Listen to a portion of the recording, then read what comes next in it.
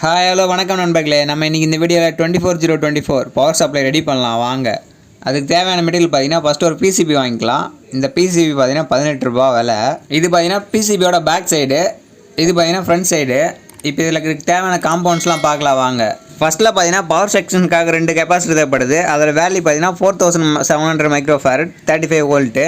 இது மாதிரி 2 கெப்பாசிட்டி வாங்கிக்கலாம். நீங்கள் இந்த இடத்துல யூஸ் பண்ணுற கெப்பாசிட்டியோட வேல்யூ பார்த்தீங்கன்னா நீங்கள் யூஸ் பண்ணுற டிரான்ஸ்ஃபார்மரோட அவுட்புட் வோல்டேஜ் வேல்யூ விட அதிகமாக இருக்கணும். நீங்கள் கம்மியான வேல்யூ கெப்பாசிட்டி யூஸ் பண்ணிங்கன்னா லோடு தாங்காமல் வெடிக்கிறதுக்கான வாய்ப்பு இருக்குது. நெக்ஸ்ட் பார்த்தீங்கன்னா 6 ஆம்ஸ் டயோடு 4 வாங்கிக்கலாம். இது பார்த்தீங்கன்னா 3mix பிராண்டு.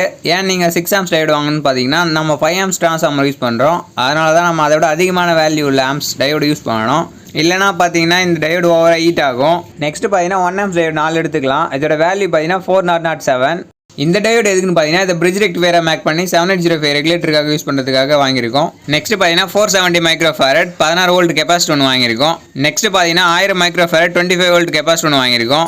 நெக்ஸ்ட் பார்த்தீங்கன்னா 7805 ரெகுலேட்டர் தேவைப்படுது. அது நம்மகிட்ட இல்லை, அதனால் நான் பார்த்தீங்கன்னா 7812 ரெகுலேட்டர் காட்டுறேன். இந்த எல்லா காம்பவுண்ட்ஸும் யூஸ் பண்ணி நம்ம டியூல் பவர் சப்ளை மேக் பண்ண போகிறோம். அதாவது 24024 டியூல் பவர் சப்ளை மேக் பண்ண போகிறோம். இது பார்த்தீங்கன்னா பிசிபி எடுத்துக்கலாம். இது பார்த்தீங்கன்னா பிசிபியோட ஃப்ரண்ட் சைடு. இதில் பார்த்தீங்கன்னா ஆல்ரெடி எல்லாமே சர்க்யூட் பிரிண்டட் பேக் வரும். இது நம்ம டேரெக்டாக யூஸ் பண்ணிக்க முடியும். இது பார்த்தீங்கன்னா டயோடு எடுத்துக்கலாம். 6 ஆம்ஸ் டயோடு ஃபஸ்ட்டில். இதில் பார்த்தீங்கன்னா கோடு போட்டிருக்க பக்கம் பார்த்தீங்கன்னா நெகட்டிவ். இதிலே மேக் பண்ணியிருப்பாங்க. கீழே பார்த்தீங்கன்னா கோடு போட்டிருக்கு பார்த்தீங்களா, அதான் நெகட்டிவ். அது கரெக்டாக ஃபிட் பண்ணிக்கலாம். பார்த்தீங்கன்னா நான் ஃபிட் பண்ண மாதிரி ஃபிட் பண்ணுங்கள். நெக்ஸ்ட் பார்த்தீங்கன்னா ரெண்டாவது டயோடு பார்த்தீங்கன்னா மேலே கோடு போட்டிருக்காங்க. அந்த சைடு நம்ம ஃபிட் பண்ண போகிறோம். இப்போ காட்டுறேன் பாருங்கள். இது ரெண்டாவது டயோட். கோடு போட்ட சைடு நெகட்டிவ், கோடு போடாத சைடு பார்த்தீங்கன்னா பாசிட்டிவ். நான் மேலே ஒரு இமேஜ் காட்டிருக்கேன் பாருங்கள். அதில் கோடு போட்ட சைடு பார்த்தீங்கன்னா மைனஸ், அதாவது கேத்தோடு. கோடு போடாத பக்கம் பார்த்தீங்கன்னா ஆனோடு, அது பார்த்தீங்கன்னா பாசிட்டிவ் சைடு. அதை மாதிரி பார்த்து கனெக்ட் பண்ணிக்கோங்க.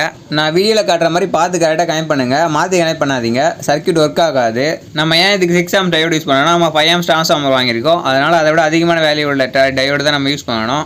நீங்கள் அதுவே 3 ஆம்ஸ் டிரான்ஸ்ஃபார்மர் வாங்கிருக்கீங்கன்னா நீங்கள் 3 ஆம்ஸ் டயோடு யூஸ் பண்ணிக்கலாம். ஏன்னு பார்த்தீங்கன்னா 3 ஆம்ஸ் டிரான்ஸ்ஃபார்மர் கரெக்டான அவுட்புட் 3 ஆம்ஸ் எடுக்காது. நாம் இப்போ 4 டயோடு மேக் பண்ணி பிரிட்ஜ் ரெக்டிஃபையர் மேக் பண்ணியாச்சு.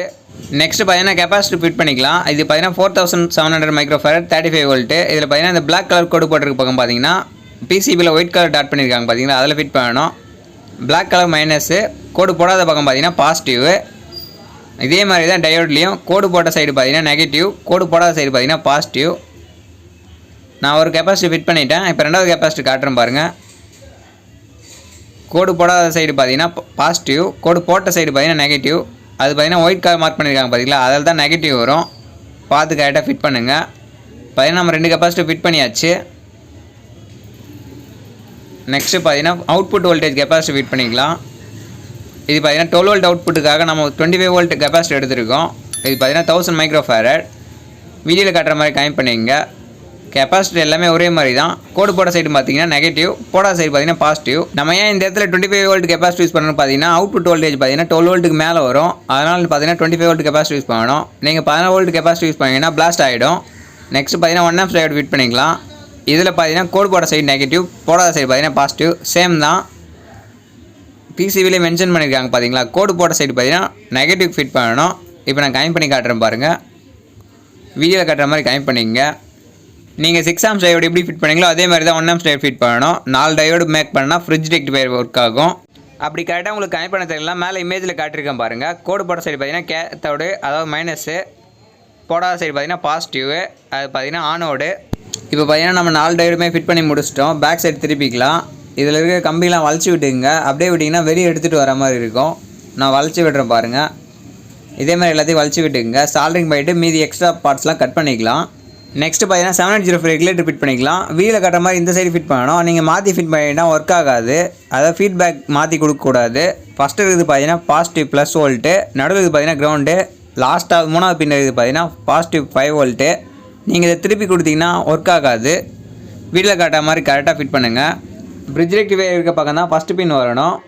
லாஸ்ட்டாக பார்த்தீங்கன்னா ஒரு கெப்பாசிட்டி ஆட் பண்ணிக்கலாம். இது பார்த்தீங்கன்னா லோடு கம்மியாகாமல் இருக்கிறதுக்காக இந்த கெப்பாசிட்டி ஆட் பண்ணுறோம். இது பார்த்தீங்கன்னா நம்ம 5 வோல்ட் அவுட்புட் வருது. அதனால் நம்ம 16 வோல்ட் கெப்பாசிட்டி யூஸ் பண்ணியிருக்கோம். இதுவே இதுக்கு போதுமானது. பார்த்தீங்கன்னா நம்ம எல்லா காம்பவுண்ட்ஸுமே ஃபிட் பண்ணியாச்சு. நெக்ஸ்ட் பார்த்தீங்கன்னா சால்ட்ரிங் பண்ணிவிட்டு தேவையில்லாத காம்பவுண்ட்ஸ்லாம் கட் பண்ணிக்கலாம். இப்போ பார்த்தீங்கன்னா எல்லாத்தையும் நம்ம சால்ட்ரிங் பண்ணி முடிச்சாச்சு. எக்ஸ்ட்ரா இந்த கம்பியில் கட் பண்ணியாச்சு. இது பார்த்தீங்கன்னா ஐபி வச்சு நல்லா க்ளீன் பண்ணிக்கங்க.